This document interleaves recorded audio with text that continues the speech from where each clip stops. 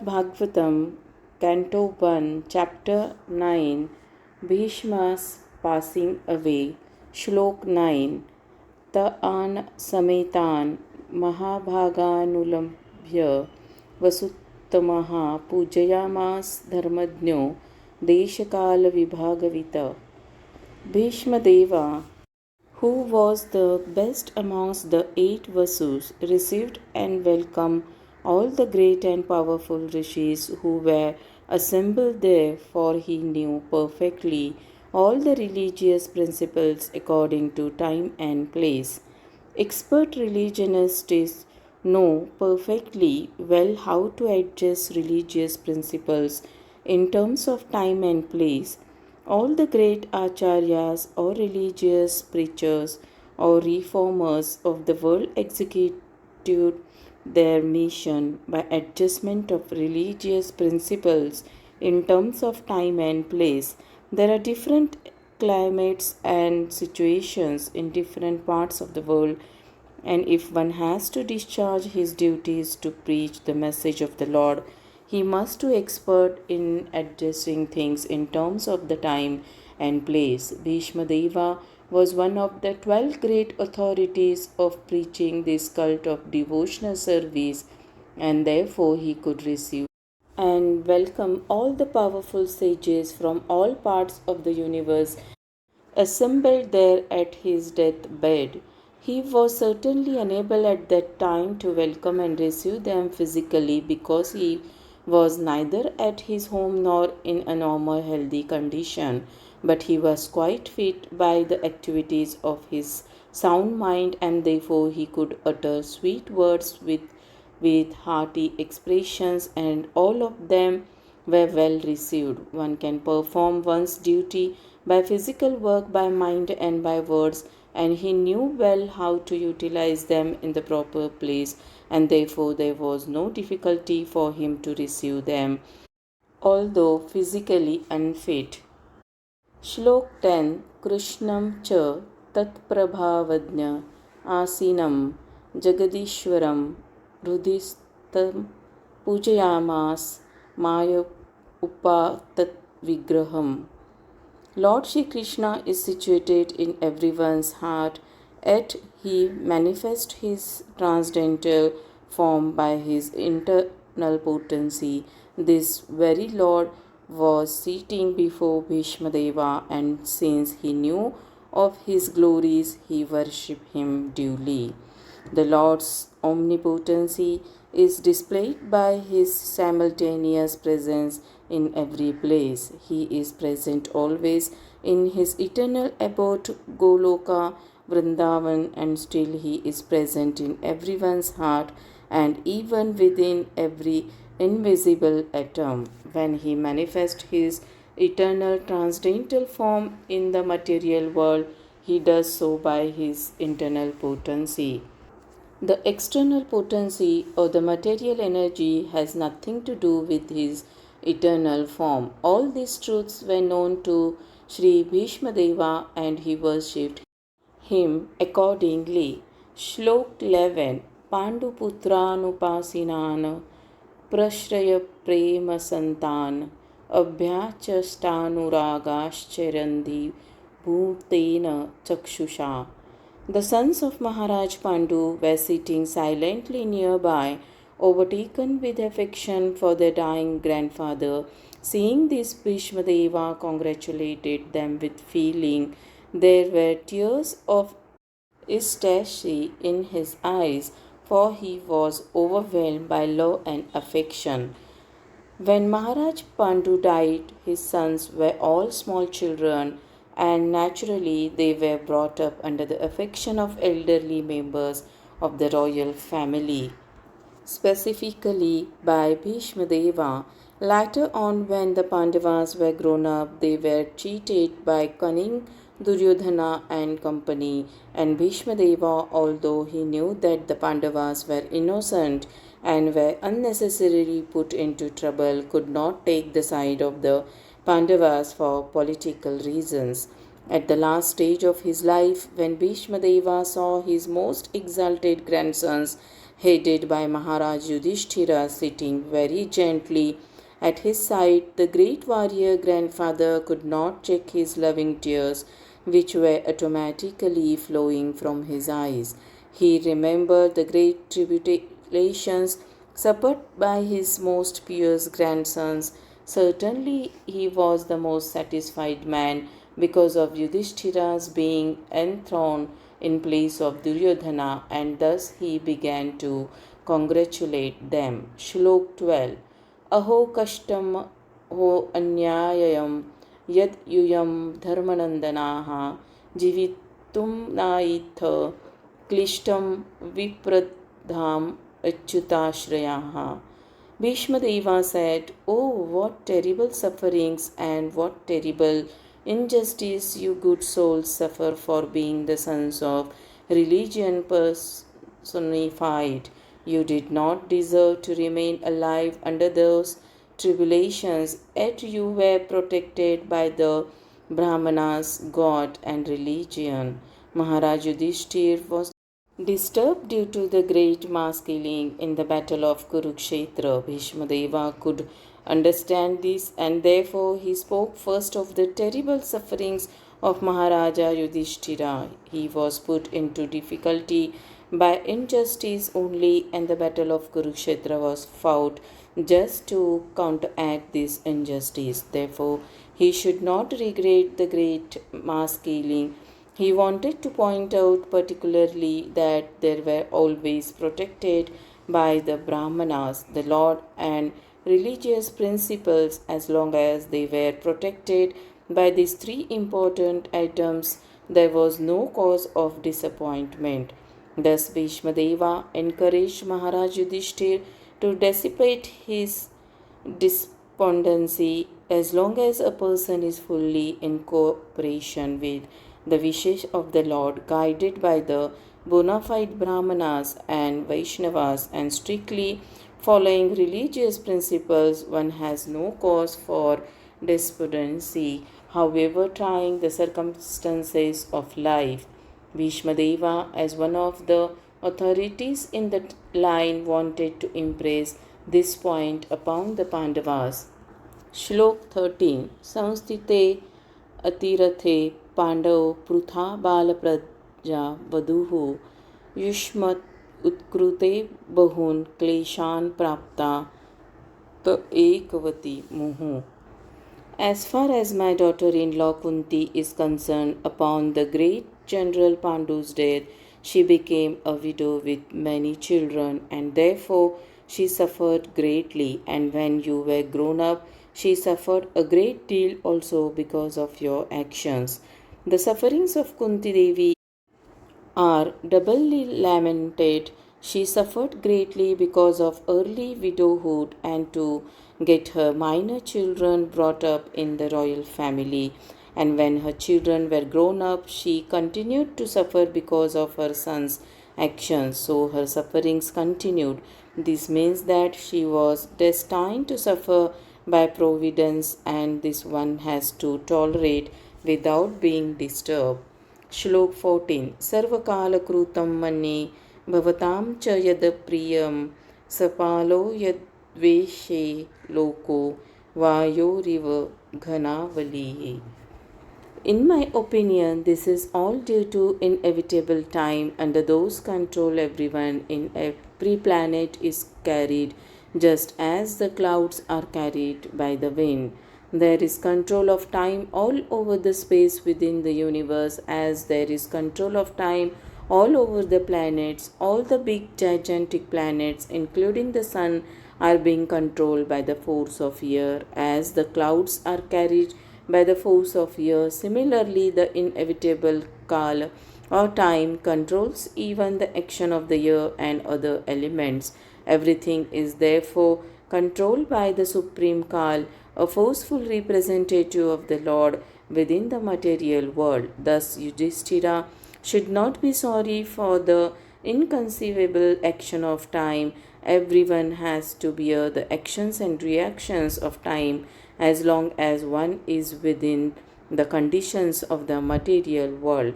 Yudhishthira should not think that He had committed sins in his previous birth and is suffering the consequences. Even the most pious has to suffer the condition of material nature, but a pious man is faithful to the Lord, for he is guided by the bona fide Brahman and Vaishnav following the religious principles. These three guiding principles should be the aim of life. One should not be disturbed by the tricks of eternal time. Even the great controller of the universe, Brahmaji, is also under the control of that time. No one should therefore grudge being thus controlled by time despite being a true follower of religious principles. Shlok 15. Yatra dharmasuto raja gadapanihi vrukodaraha krishno atri gandiva च आपम श्रुत उत्कृष्णतः तो विपत. Oh, how wonderful is the influence of inevitable time! It is irreversible, otherwise, how can there be reverses? In the presence of King Yudhishthira, the son of the demigod, controlling religion, Bhima, the great fighter with a club, the great bowman Arjun, with his mighty weapon Gandiva, and above all the Lord, the direct well-wisher of the Pandavas. As far as material or spiritual resources were required, there was no scarcity in the case of the Pandavas. Materially, they were well equipped because two great warriors, namely Bhim and Arjun, were there. Spiritually, the king himself was the symbol of religion, and above all of them, the personality of Godhead. Lord Shri Krishna was personally concerned with their affairs as the well-wisher, and yet there were so many reverses on the side of the Pandavas, despite the power of pious acts, the power of personalities, the power of expert management, and the power of weapons under the direct supervision of Lord Krishna. The Pandavas suffered so many practical reverses which can only be explained as due to the influence of Kal, the inevitable time. Kal is identical with the Lord himself, and therefore the influence of Kal indicates the inexplicable wish of the Lord himself. There is nothing to be lamented when a matter is beyond the control of any human being. Shlok 16. न हस्य कहिर्चिद्राजनपुमानवेद विदित्सितं यद्विजिज्ञासया युक्ता महति कवयो अपि हि. O King, no one can know the plan of the Lord Shri Krishna, even though great philosophers inquire exhaustively, they are bewildered. The bewilderment of Maharaj Yudhishthir over his past sinful acts and the resultant sufferings, etc., is completely negated by a great authority like Bhishma. Bhishma wanted to impress upon Maharaj Yudhishthir that since time immemorial, no one, including such demigods as Shiva and Brahma, could ascertain the real plan of the Lord. So, what can we understand about it? It is useless also to inquire about it. Even the executive philosophical inquiries of sages cannot ascertain the plan of the Lord. The best policy is simply to abide by the orders of the Lord without argument. The sufferings of the Pandavas are never due to their past deeds. The Lord had to execute the plan of establishing the kingdom of virtue, and therefore his own devotees suffered temporarily in order to establish the conquest of virtue. Bhishma Deva was certainly satisfied by seeing the triumph of virtue, and he was glad to see King Yudhishthira on the throne, although he himself fought against him. Even a great fighter like Bhishma could not win the battle of Kurukshetra because the Lord wanted to show that vice cannot conquer virtue, regardless of who tries to execute it. Bhishma Deva was a great devotee of the Lord, but he chose to fight against the Pandavas by the will of the Lord, because the Lord wanted to show that a fighter like Bhishma cannot win on the wrong side. Shlok 17. Tasmadidam Daivatantram Vyavasya Bharatarshabha Tasyanu Anatha Nathapahi Prajaha Prabhu. O best amongst the descendants of Bharat Yudhishthira, I maintain therefore that all this is within the plan of the Lord. Accepting the inconceivable plan of the Lord, you must follow it. You are now the appointed administrative head, and my Lord, you should now take care of those subjects who are now rendered helpless. The popular saying is that a housewife teaches the daughter in law by teaching the daughter. Similarly, the Lord teaches the world by teaching the devotee. The devotee does not have to learn anything new from the Lord, because the Lord teaches the sincere devotee always from within. Whenever, therefore, a show is made to teach the devotee, as it was in the case of teaching the Bhagavad Gita, it is for teaching the less intelligent man. A devotee's duty is therefore to ungrudgingly accept tribulations from the Lord as a benediction. The Pandavas are advised by Bhishma Deva to accept the responsibility of administration without hesitation. The poor subjects were without protection due to the battle of Kurukshetra, and they were awaiting the assumption of power by Maharaj Yudhishthira. A pure devotee of the Lord accepts tribulations as favors from the Lord. Since the Lord is absolute, there is no mundane difference between the two. Shlok 18. Eshvai Bhagavan Sakshad Adyo Narayanaha Puman Mohayanmaya Lokam Gudascharati Vrishnishu. This Sri Krishna is no other than the original personality of Godhead. He is the first Narayana, the supreme enjoyer, but he is moving amongst the descendants of King Rishni, just like one of us, and he is bewildering us with his self-created energy. The Vedic system of acquiring knowledge is the deductive process. The Vedic knowledge is received perfectly by disciplic cessation from authorities. Such knowledge is never dogmatic, as is ill-conceived by less intelligent persons. The mother is the authority to verify the identity of the father. She is the authority for such confidential knowledge. Therefore, authority is not dogmatic. In the Bhagavad Gita, this truth is confirmed in the 4th chapter, and the perfect system of learning is to receive it from authority. The very same system is accepted universally as truth, but only the false arguer speaks against this system. For example, modern spacecraft fly in the sky, and they say that they travel to the other side of the moon, and men believe these stories blindly because they have accepted the modern scientists as authorities. The authorities speak, and the people in general believe them, but in the case of Vedic truths, they have been taught not to believe. Even if they accept them, they give a different interpretation.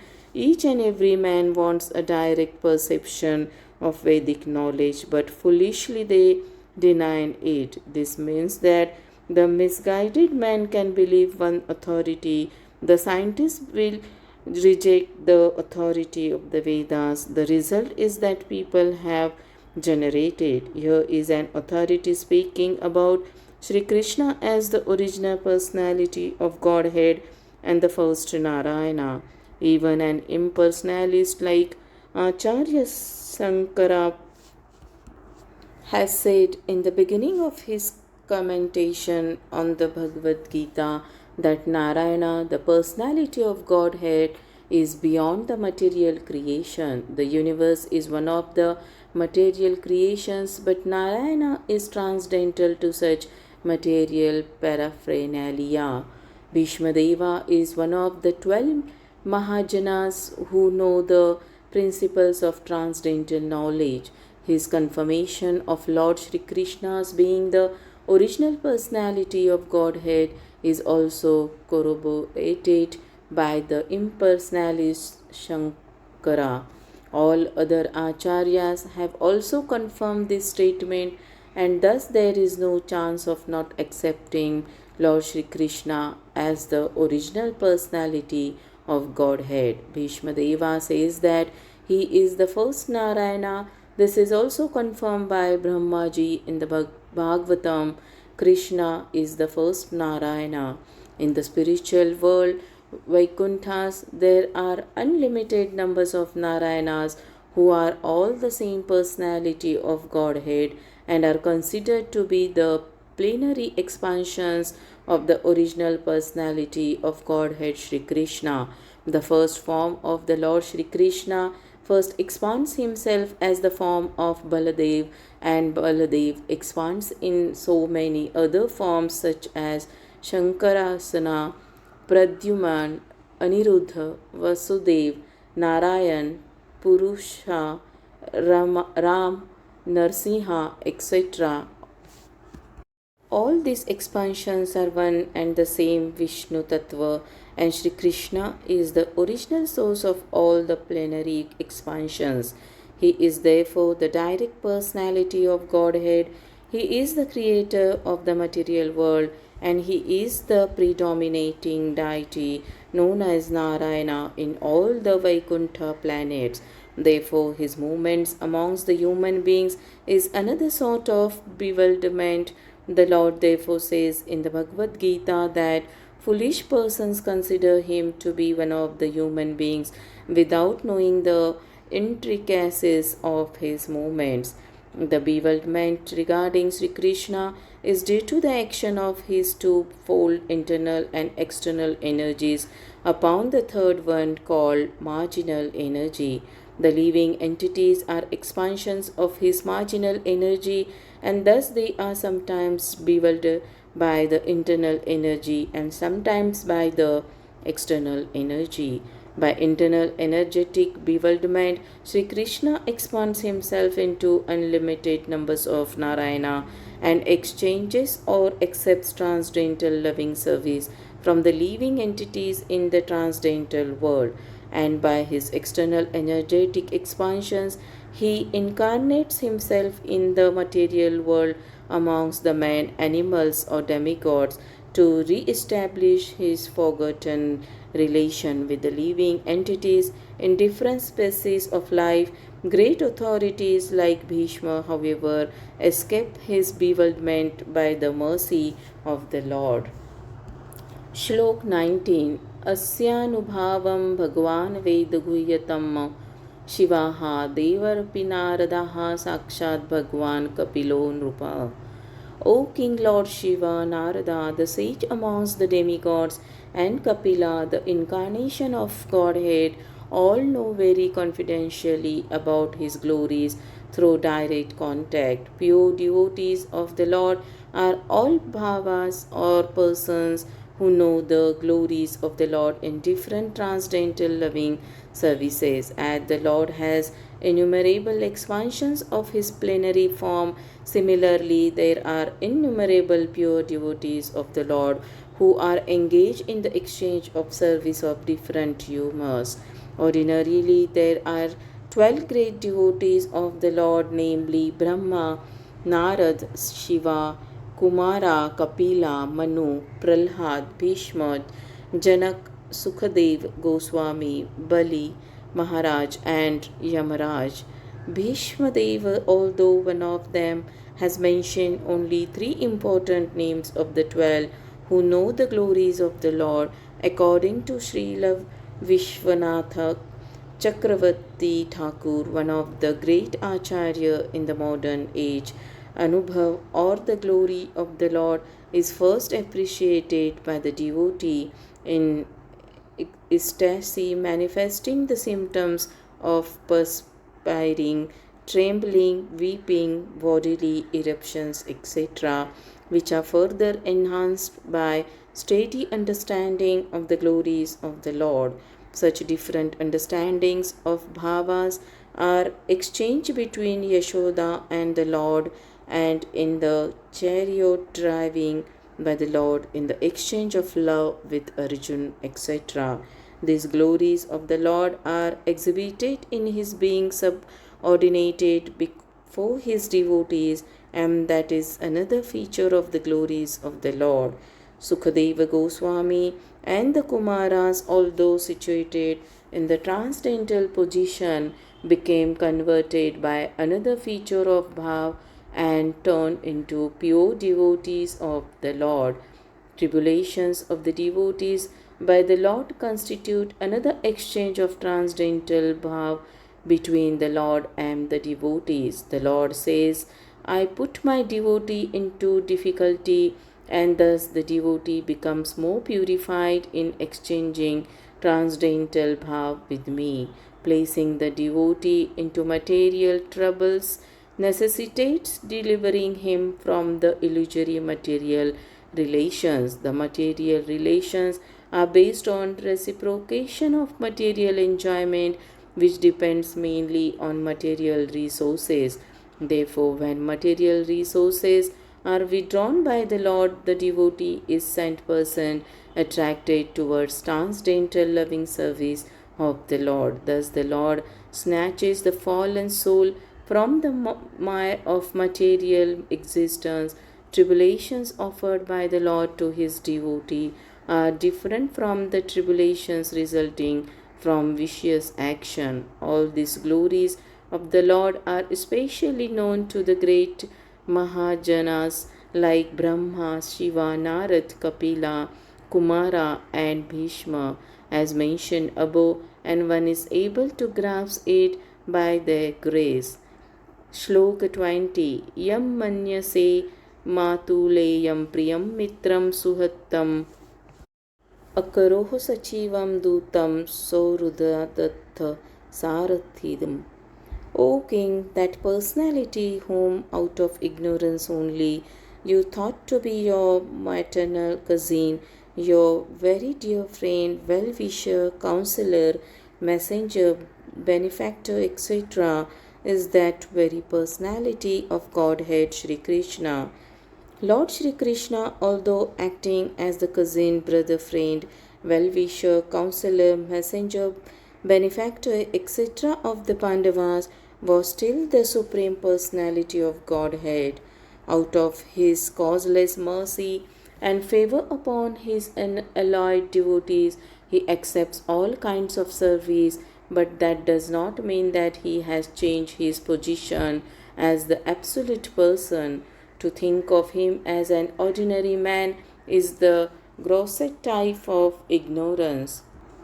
Shlok 21. Sarvatmanaha samadrasho haidvayasyanah krutehe tatkrutam mativaishabhyam niravadyasya na kvachita. Being the absolute personality of Godhead, he is present in everyone's heart. He is equally kind to everyone, and he is free from the false ego of differentiation. Therefore, whatever he does is free from material inebriety. He is equibalanced. Being absolute, there is nothing different from him. He is Kaivalya, there is nothing except himself.